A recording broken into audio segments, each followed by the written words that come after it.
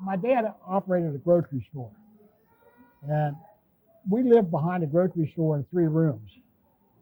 Now that's where we lived. Okay. And the water never got there. It got within about 50 yards of the store and where we lived.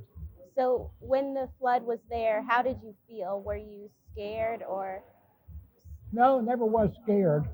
Um, when it got to about 75 feet or up, when it was high, we had people move in with us. We had a 3-room apartment, and we had like 10 people moved in with us. We had relatives that lived in Newport, and they were underwater, and they had to move out, so they came and lived with us in How- 3 rooms. How old were you during the time? 8. Okay. I was 8, and my cousin came to live with us. We had a couple other kids there, and he was a 7. So he and I saw all it was to do with the flood in Bellevue. How did the flood affect you, like with electricity or heat? There wasn't any electricity. There might have been gas.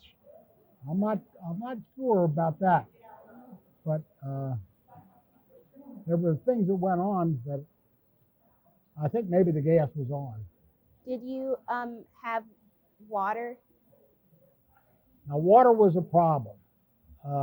We didn't have any water, and you couldn't take any baths. We had 13, 14 people living in a 3-room apartment, and you couldn't take no baths. Maybe you could wipe off a little bit. To get water, we went up to St. Anthony's Church. It's on Poplar Street in Bellevue, and we went up to the church, and the priest had a cistern in his backyard, and you could go there and get water out of his cistern. And that's where we went for water. Okay. Is there anything else that was interesting or important that you'd like to talk about? Well, I can tell you a whole lot if you because I saw all kind of things in that flood. What did you see? What did I see? Well, my cousin and I, every day, it wasn't raining or something, we were out on the edge of the water.